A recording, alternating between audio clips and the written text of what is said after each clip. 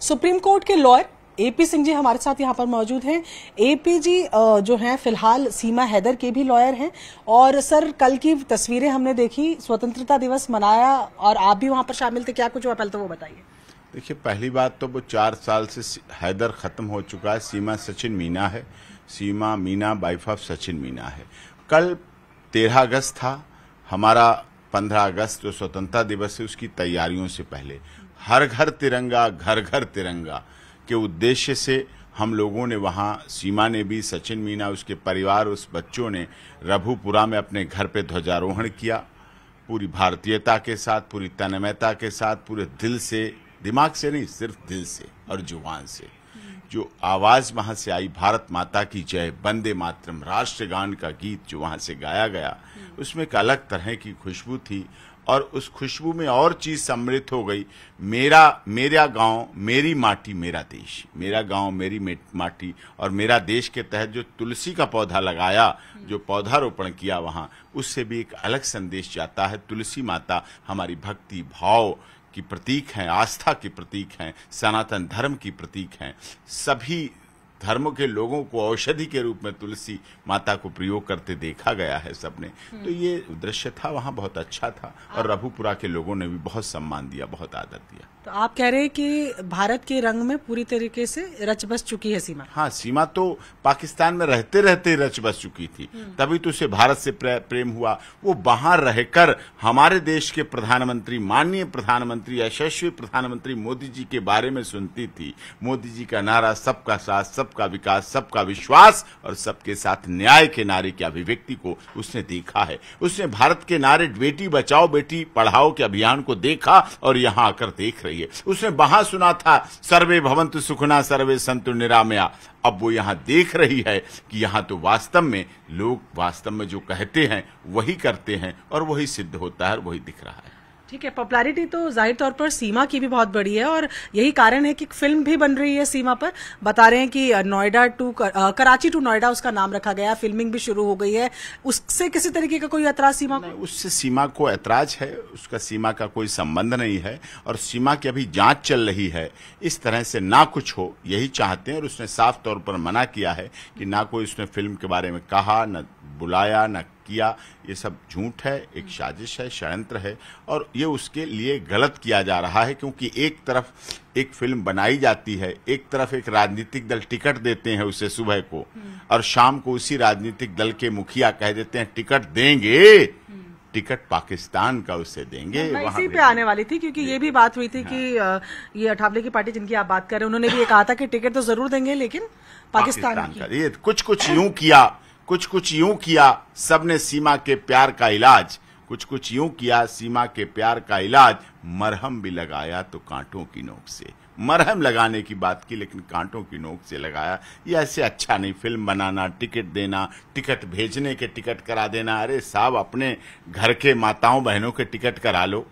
सीमा के छोड़ो ना, सीमा टिकट मांग रही है, ना पार्टी में जा रही है। उसे देश के प्रधानमंत्री आदरणीय मोदी जी पर आस्था है और उत्तर प्रदेश के यशस्वी मुख्यमंत्री आदरणीय महाराज जी पर आस्था है और उनके उसी आधार पर चल रही जो G20 की थीम का उन्होंने नारा दिया, one earth one family one future, उसके आधार पर ही आगे चले। ठीक है, लेकिन MNS जो महाराष्ट्र की पार्टी है वो भी साफ तौर पर कह रही है कि पाकिस्तान की लड़की है, पाकिस्तान से आई है और ऐसे में बेवजह की तवज्जो दी जा रही है। फिल्म बनाना या उसका फिल्म करना किसी भी तरीके से बर्दाश्त नहीं किया जाए। अदनान सामी पाकिस्तानी नागरिक थे भारत में, अक्षय कुमार कनाडियन नागरिक आज भी हैं, भारत में हैं। गैरों पे रहम अपनों पे करम, ऐ जाने वफा ये जुल्म न कर। और देश की बात कहें, फिल्म बनाने की बात करें, सीमा की कानूनी प्रक्रिया चल रही है, उसको पूरी होने दीजिए। और उत्तर प्रदेश के नोएडा जहां रघुपुरा है, रघुपुरा की जमीन पर ही फिल्म इंडस्ट्री बनेगी। उसी जमीन पर आदरणीय मुख्यमंत्री उत्तर प्रदेश, यशस्वी मुख्यमंत्री महाराज जी उसी पर फिल्म सिटी बनाएंगे और उसी जमीन पर नोएडा बसा हुआ है और उसी पर ग्रेटर नोएडा की फिल्म सिटी बनेगी। सभी का खून शामिल यहाँ की मिट्टी में, किसी के बाप का हिंदुस्तान नहीं है जो सोचता बनने देंगे या नहीं बनने देंगे। उसी फिल्म सिटी की हीरोइन बनेगी सीमा? क्यों नहीं है? पहले लीगल प्रोसेस पूरा हो जाए, उससे शौक गाने का भी है, फिल्म का भी है, गीत का भी है, संगीत का भी है, हनुमान चालीसा पढ़ने का भी है, दुर्गा नवरात्रे में देखना है जब दुर्गा जागरण रखे, उसकी इच्छा है कि सर मुझे वैष्णो देवी की यात्रा करवाइए। मैं भी अभी सावन के महीने में उसने बेलपत्री शिवलिंग को चढ़ाई, जल, गंगा जल, धतूरा, नारियल, कच्चा दूध चढ़ाया, सावन भर चढ़ा रही है। तो उसे पता है, उसने कहा कि मेरे मन में आ रहा है मैं भी कांवड़ लाऊं हरिद्वार से, भोले बाबा की कांवड़ लेके हरिद्वार से आऊं अपने बच्चों के साथ। मुझे बहुत अच्छा लगता है सनातन धर्म, मुझे बहुत अच्छा लगता है हिंदू धर्म, इसीलिए मैं तो इसी के लिए समझो बनी हूं और मैं अपनी जगह पर आ गई हूं और यहां हूं। इसीलिए कई लोग पत्रकार सवाल पूछते हैं, कहीं डिपोर्ट हो गई सीमा, कहीं ले जाई गई। उसने साफ तौर पर कहा, सबके सामने भी कहा, सीमा की यहाँ डोली आई है, अगर जाएगी यहां से तो सीमा की अर्थी जाएगी। ठीक है सर, क्योंकि आप तो खुद सुप्रीम कोर्ट के लॉयर हैं, आप जानते हैं कि जिस तरीके से एंट्री की है भारत में वो लीगल तरीका नहीं है और उस पर मामला भी चल रहा है। तो सवाल यही है कि ऐसे केसेस में, मैं सीमा हैदर का ये केस नहीं ले रही हूँ, मैं बाकी केसेस की भी अगर बात करूं, ऐसे केसेस में कितनी प्रोबेबिलिटी रहती है डिपोर्ट करने की, या कुछ केसेस में आपने देखा है कि रियायत भी होती है? नहीं, रियायत होती है, होना चाहिए।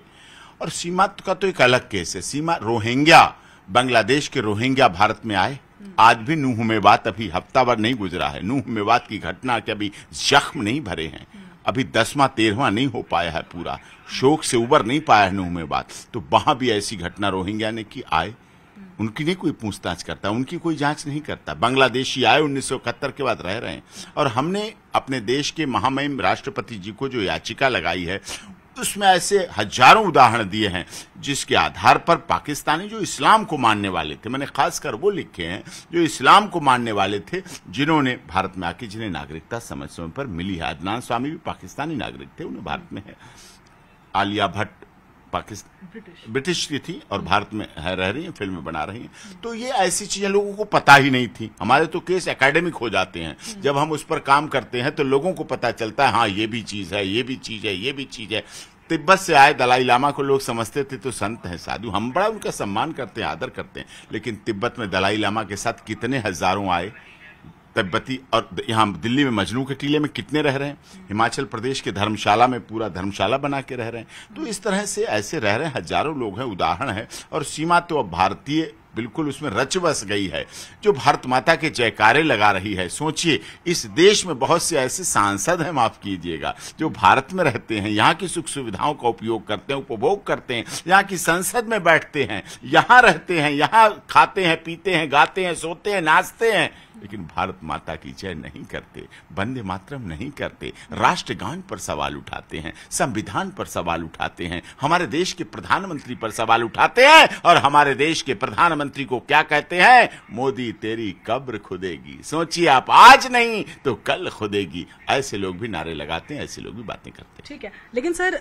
लोगों का कहना है, जो सवाल सीमा पर उठा रहे हैं, वो कह रहे हैं कि सिर्फ इसलिए क्योंकि वो हिंदू धर्म को अपना चुकी है, या इसलिए कि वो जिस तरीके से आप कह रहे हैं वंदे मातरम बोल रही हैं, सिर्फ इस वजह से जांच को तो पीछे नहीं छूट जाना चाहिए। जांच पर कोई आपत्ति नहीं करो, मैं कहता हूँ एटीएस कर रही है, सीबीआई करे, एनआईए करे, रॉ करे, और करे, आईवी करे, जितनी अच्छी बेहतर से बेहतर जांच कर सकते हैं वो जांच करें, जो जांच करनी है कर लें, और जांचें करें, लाई डिटेक्टर करें, ब्रेन मैपिंग करें, जो भी टेस्ट करने, lie detector, brain mapping, narco, polygraphy, जो टेस्ट करने कर लें, सारे कर लें, मुझसे उस पर कोई आपत्ति नहीं। आप डीएनए कराएं, आप पॉलीग्राफी टेस्ट कराएं, आप उसके ऑस्फिकेशन टेस्ट कराएं, एज वेरिफिकेशन जो करने कर लें, लेकिन जब वो सब में सही निकल जाए, जासूस ना पाई जाए, स्पाई ना पाई, आतंकवादी ना पाई जाए, आईएसआई के एजेंट ना, तो उसे अपना लें। सब कुछ वेरिफिकेशन के बाद फिर उसे अपना लें, जगह दें, स्थान दें। वो भारत में रहना चाहती है, यहाँ की सभ्यता संस्कृति में जीना चाहती है, सचिन से प्यार किया।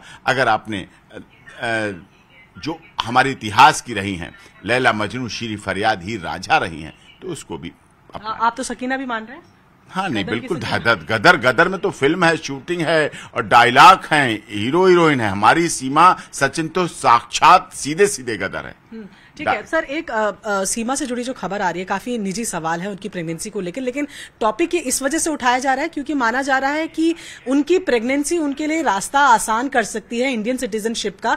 मैंने कल क्लियर किया, सीमा ने भी कल क्लियर कर दिया। सचिन और सीमा की निजता का मामला है, महिला से जुड़ा मामला है, बहुत आंतरिक मामला है, इस पर नहीं करना चाहिए। उसने तो कल ये भी कहा बातें करने से नजर लग जाती है, इसलिए इन पर बात ना करें। जब होगा तो देखा जाएगा। आपको सीमा का केस आप हटा दीजिए। अगर ऐसे केसेस में हाँ नेचुरलिटी पे मिलती है, नेचुरलिटी पे नागरिकता मिलती है। मतलब अगर बच्चा हो जाएगा तो नेचुरल नागरिकता मिलती है, नेचुरलिटी पे माँ को भी मिलती है। अच्छा, तो ये ठीक है। तो सर आप ये बता रहे थे, मैंने सुना कि आप जिस तरीके से सीमा को गाने का बहुत शौक है, आपने भी एक बड़े डायलॉग से बताया था कि सीमा का सचिन के लिए प्यार कैसा है, तो क्या आप जरा बताएंगे? आखिरी सवाल मेरा आपसे रहेगा। नहीं, प्यार करने वाले कभी डरते नहीं, जो डरते हैं वो प्यार करते नहीं। और सीमा ने तो प्यार किया है, तो उसे पत्थर, सीमा ने प्यार किया है, पत्थर से न मारो मेरे दीवाने को। तो सीमा ने प्यार किया है, उसको निभाने दीजिए। और वो तो 7 समंदर पार मैं तेरे पीछे पीछे आ गई, ओ जुल्मी तेरी जान तेरे कदमों के नीचे आ गई। अब जब जान कदमों के नीचे आ जाती है तो उसे दिल में बिठाइए, सिर पे बैठाइए और उसे प्यार दीजिए और उसके साथ जीवन जिताइए। चलिए, तो ये थे हमारे साथ डॉक्टर एपी सिंह जी, जो साफ तौर पर बोल रहे हैं कि जांच से किसी को कोई परहेज नहीं, पर जांच में जब एक बार सीमा क्लियर आ जाए तो उसको भी वही मान सम्मान मिले जो भारत के तमाम नागरिकों को मिलता है, या जैसे भारत में अदनान सामी को मिलता है, जो कि पहले पाकिस्तान के नागरिक थे और अब भारतीय नागरिक है।